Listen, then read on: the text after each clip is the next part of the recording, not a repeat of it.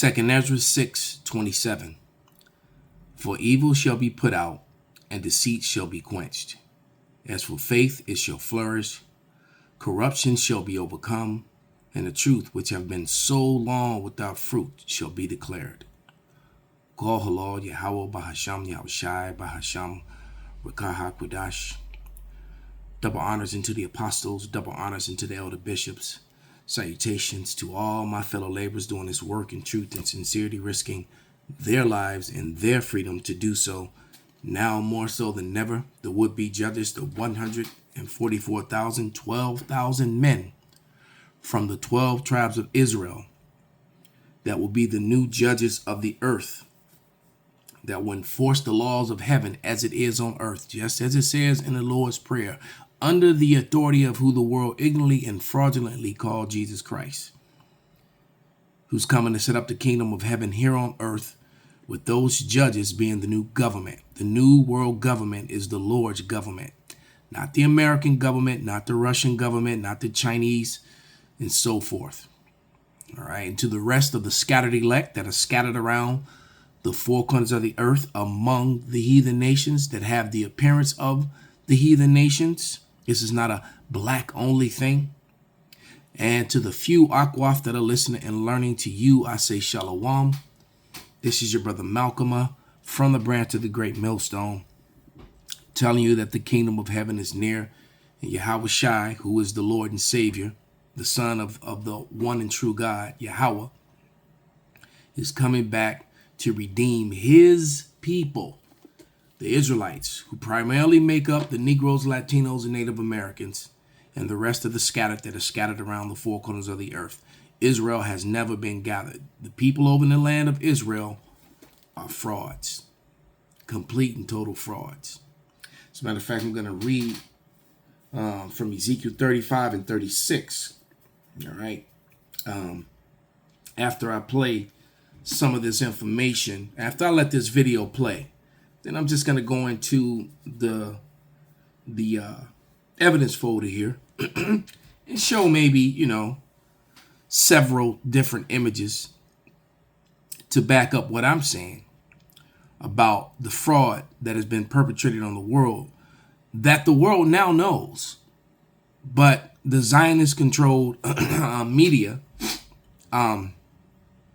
still has the worst case of cognitive denialism, or should I say some citizens of the world, include especially the Edomite citizens of America, those participating within Christianity and Judaism.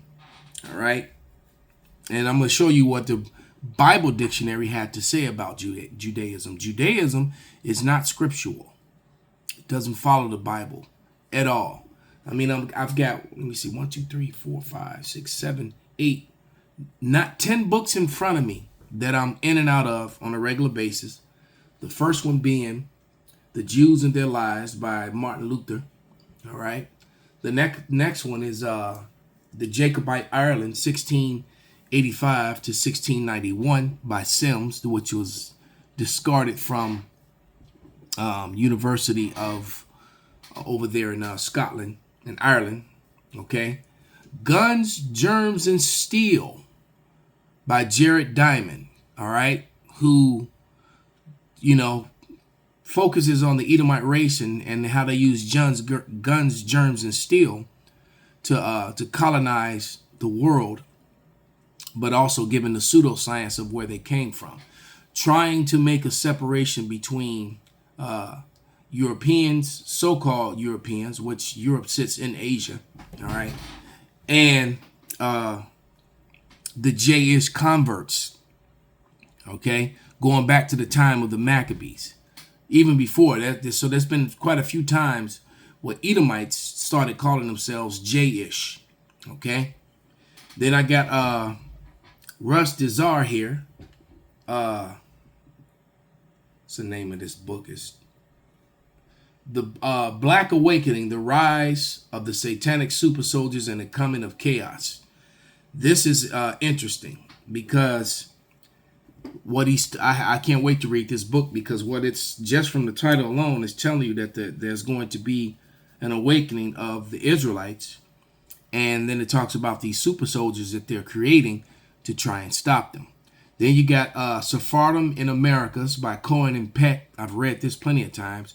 It talks about how the Sephardim, which were actual Spaniards and Portuguese, Morenos. All right, you know what a Moreno is. You know the black Jays, the real ones, who came to the Americas and helped set up the colonies, and then how the Ashkenazi came over and took them out and pushed them out and set on what they did, and now call themselves those people. And then the invention of the Jayish people by Shlomo Sand, Israeli professor. And then at the bottom of it, Amalek, the enemy within, by Scochet. All right. Can't wait to get into that one. All right. And just giving you there's been thousands of books written on this subject matter. They just choose to ignore the evidence, to have complete and total cognitive denialism. All right. Because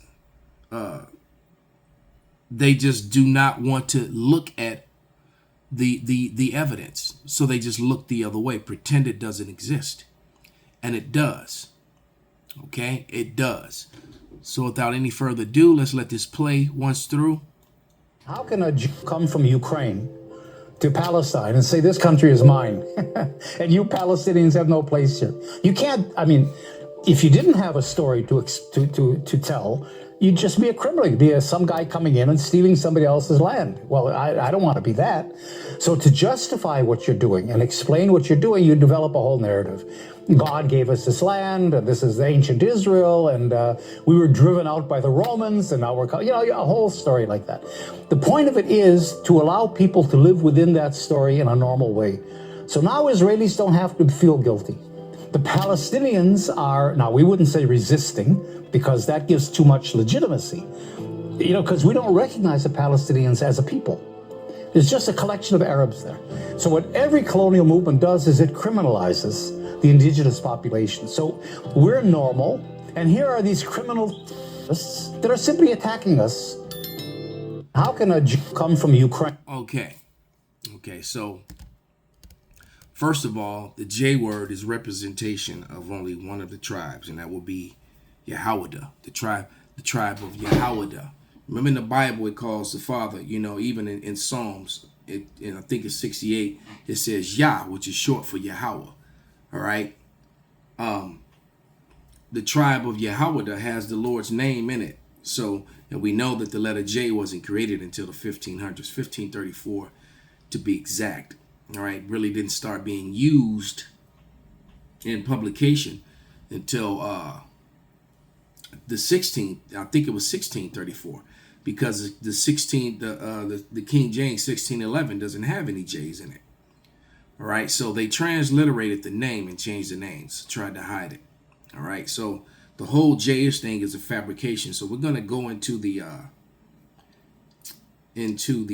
receipts folder here and just get some imagery. Now this is from the dictionary that's right in front of me, the New Bible Dictionary, 2nd edition. All right. By Tyndale. I think this one is from the 1990s. But on page 631, it has this right here. Okay, Judaism is a religion of the Jays in contrast to that of the Old Testament. See, it doesn't match up because these people are perpetrating a fraud. In any full study of it, it would be material to start with the call of Abraham. This would be solely as an introduction. Jayism should be regarded as the beginning of the Babylonian exile, but for the period from up to 70 AD to the term of best reserved for those elements which are either modifications or extensions of the Old Testament concept. So they made this shit up. It's like they claim, because when Shlomo Sand says the invention of the Jewish people. And then they try to disregard the Khazar history as if they're not Khazars. Okay, and I'm going to show you some Khazar symbols. But right here is giving you the whole. This is from the same book, page. Darn, well, I don't have the page on the imagery, but this is from the same Bible dictionary, and it's giving you the from the Maccabees, the Levites, the real priest, all the way down until Herod. And you see Herod's line isn't connected, but his daughter-in-law, who married his son, is connected, and that's how Antipater got in there. And these were Edomites, and this was the beginning of Jay-ishness. And so so you fast forward to the 6th, 7th century, and there was a mass conversion by what's his name? The Khazar, Kagan, I think his name was Kagan Bullen. All right. And this was the Khazarian symbol right here. Okay. The same symbol. You see that? That's the same symbol that the Ukrainian army used today. These are the same people. And these are the people that the J people. This is where they came from. Ukraine, Kiev, that whole area. All right. Because what did he say in the beginning? I think he said, if you're Jayish, came from Ukraine. How can a Jew come from Ukraine? There it is. One more time. Up a whole narrative. God gave us this land, and this is the ancient Israel. How can a Jew come from Ukraine? How can a Jew come from Ukraine? How can a Jew come from Ukraine? How can a Jew come from Ukraine? How can a Jew come from Ukraine? Ukrainian symbol, Khazarian symbol, from the same place. Kiev, Ukraine, that whole area. This is where the Jayish people came from. If you go up to Ukrainian village, Bucktown, you'll see these symbols on their cars. A lot of these people driving around with this symbol on their cars. A lot of construction workers. Ukrainian construction workers. They drive around with these stickers on their trucks. Okay? That is a symbol of Edom, the Khazars. All right? Who did what? They committed a deceit. A matter of fact, from the King James Dictionary Bible, 1828, deceit.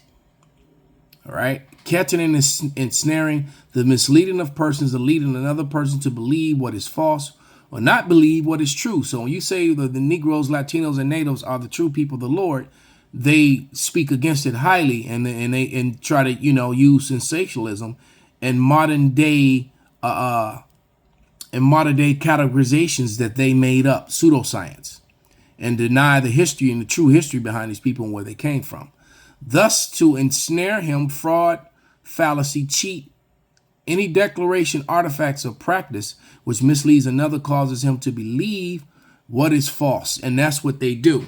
So when they hear the truth, it sounds, like I watched some video that the brother Elder Manat Zakba from Carolina did.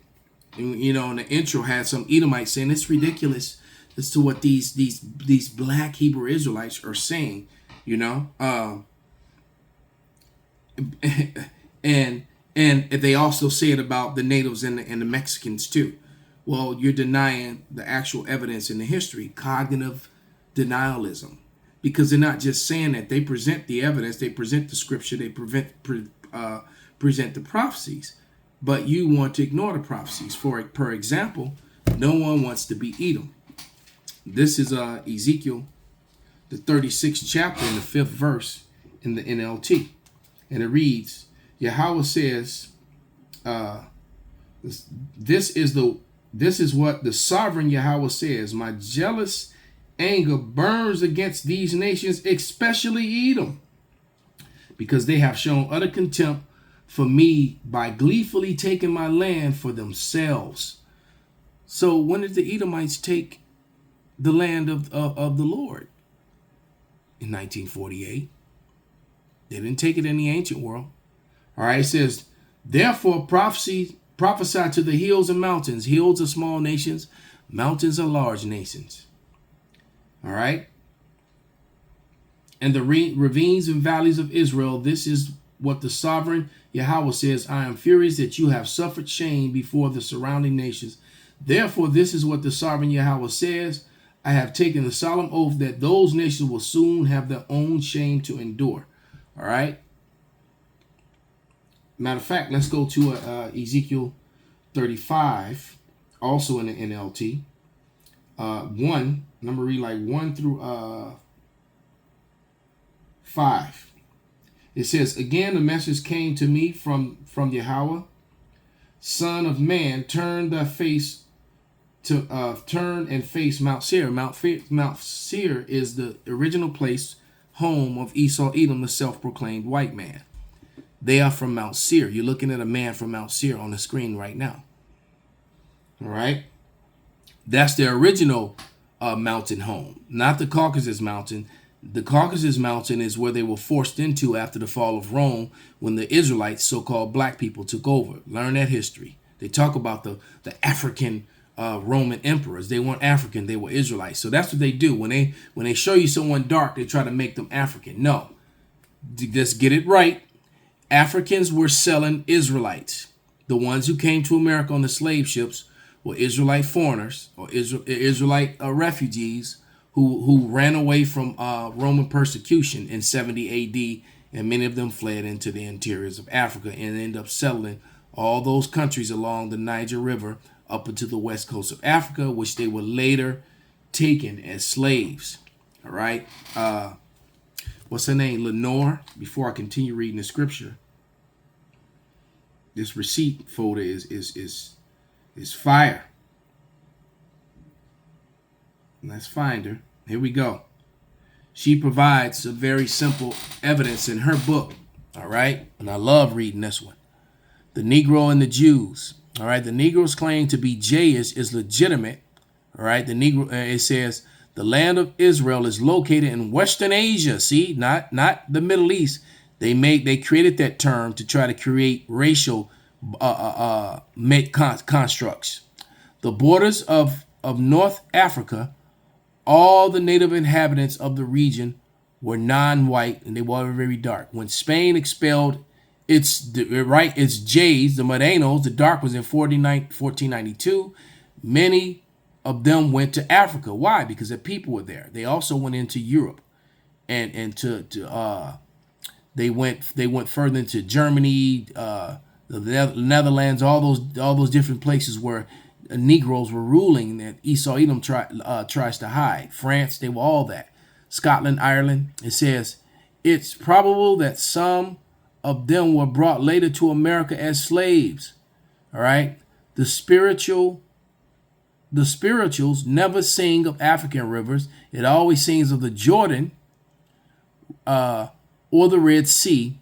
They don't sing about African chiefs or kings. It's David and Moses or some other Jayish characters from the Bible, and that is 100% true. And like I said, you have a very serious problem of cognitive denialism when it comes to white people and so-called self-proclaimed white people. They made that up, and truth and evidences. All right, let's let this young lady talk.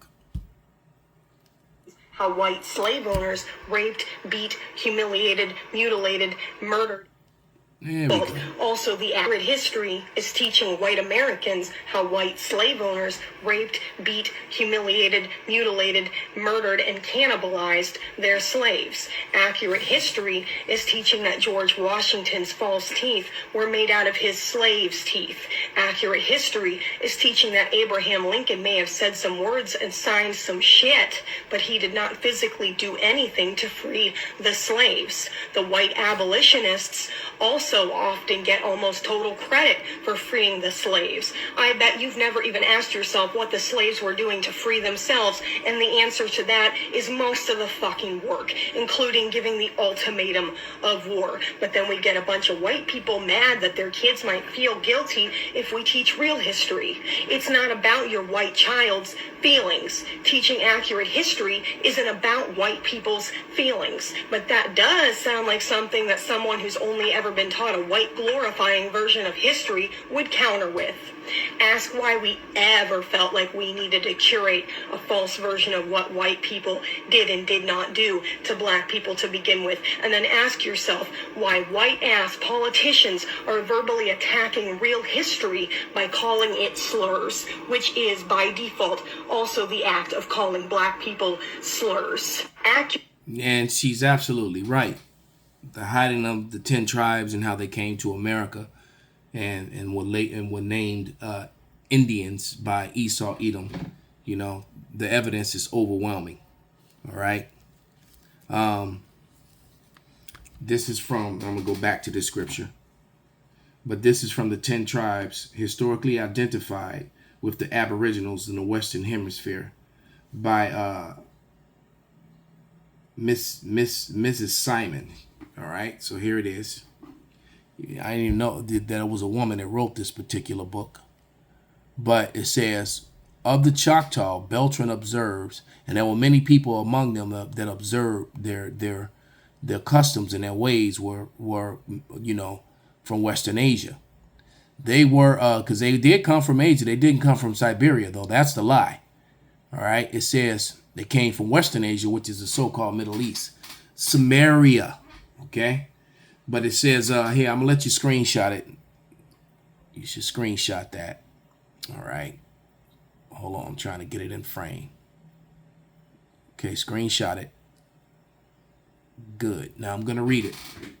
It says, of the Choctaw, Beltran observes, they were hardy, subtle, brave, intrepid, ingenious, and virtuous race.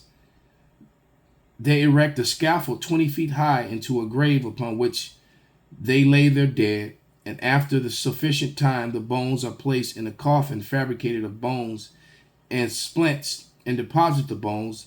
The relations and the multitude follow the united voices and alternate hallelujahs. So, because they were saying hallelujah, all right? So why would natives be saying that? Okay? They were speaking Hebrew. And Lamentations, Beltran's travels, and that's page 514 in the book. The same writer adds that the women are seldom above 5 feet, the modest, subtle, and affectious. The men are full size, larger than Europeans. They are warlike, merciful, and haughty. They have furious wars. All right, well, then it kind of cuts off there. But the fact that they were saying hallelujah, said the same writer at, here we go. Their men were full size, larger than Europeans. They were warlike, merciful, haughty. They have had furious wars with the Spaniards. Those of the other Confederate tribes were tall, finely formed, perfect figures. Their countenance dignified, open, and placid. The eyes rather small, dark, and full of fire. The nose inclined and aquiline. The brow and the forehead strike with you with heroism. Their air and actions exhibit magnanimity and independence. Their complexion is reddish brown. Right? That's the other. So you can screenshot that from the same book. They're reddish brown. Natives were dark, just like Negroes. Many Negroes are reddish brown. That's the true meaning of ruddy. Okay? So, cognitive dissonance. Okay? Characteristics and traditions. Tribes of Israel historically identified with Aboriginals in the Western Hemisphere. All right? Brown people. And they, remember the census enumerators took the darker tribes and relabeled them Negroes or blacks, trying to create that racial division. All All right, but back to this Ezekiel 35 and 2. Son of man, turn and face Mount Seir, prophesy against it. Give them this message from the sovereign Yahweh.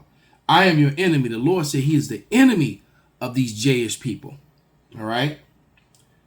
O Mount Seir, and I will raise my fist against you to destroy you completely. I will demolish your cities, make you desolate. Then you will know that I am Yahweh. All right. Your eternal hatred for the people of Israel let you butcher them when they were helpless, when I already punished them for their sins.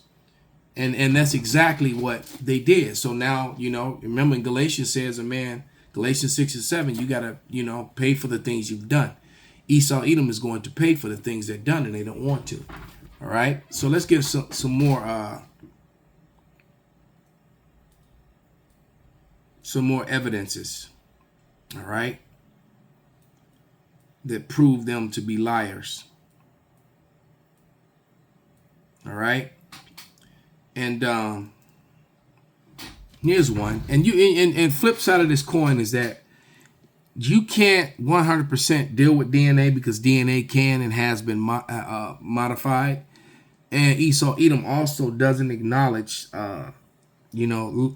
migrations of people, because you can't go to Israel, take DNA, and then try to match it up because the actual people aren't there anymore.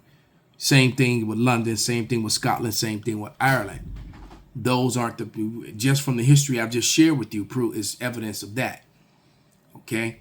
From the time that Rome fell, from the time that Esau Edom took over Eurasia through Alexander, because the inhabitants of Eurasia looked like this.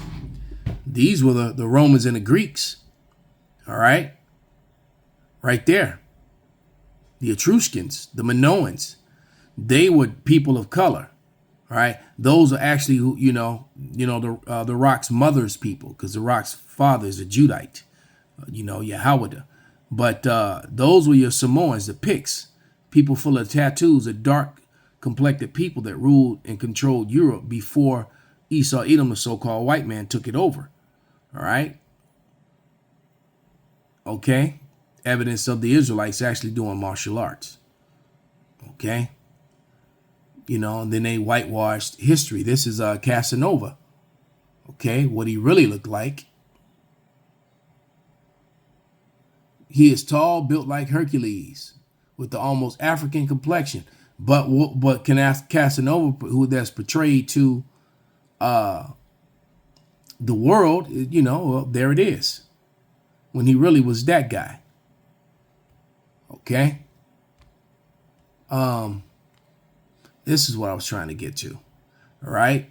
And this is from, here we go. Israeli Jews have no ancestral DNA connection to the Middle East. Now that's not 100% true. They have no connection to the land of Israel, but they are from Western Asia. Okay. But this is true. Edomite Jews began to call themselves Hebrews and Israelites in 1860. Encyclopedia Judaica, 1971, volume 1023. That's from their own sources of information. All right. Esau Edom is modern Jewry, 1925, Jewish Encyclopedia, volume 5, page 41. They are not Israel or Judah. 100% facts. So, these people have been found out, man. All right. And this is interesting, right? Fact here. A staggering 66% of Israelis are allergic to pollen from olive trees. Come on, man. And what does it say? Tell me you're not from the land without telling me you're not from the land. And what does he say? He says to Palestine and say, this country is mine. And how can a Jew come from Ukraine? How can a Jew come from Ukraine? How can a Jew come from Ukraine? How can a Jew come from Ukraine? How can a Jew come from Ukraine? Right. And we already showed you that the Khazars that came from Ukraine still bear the Khazarian symbol to this day. All right. Like I said, in Wicker Park, Bucktown, and Ukrainian Village, a lot of the Ukrainians live there, and they drive around with this symbol on their cars and trucks. I see it almost every day. Same symbol.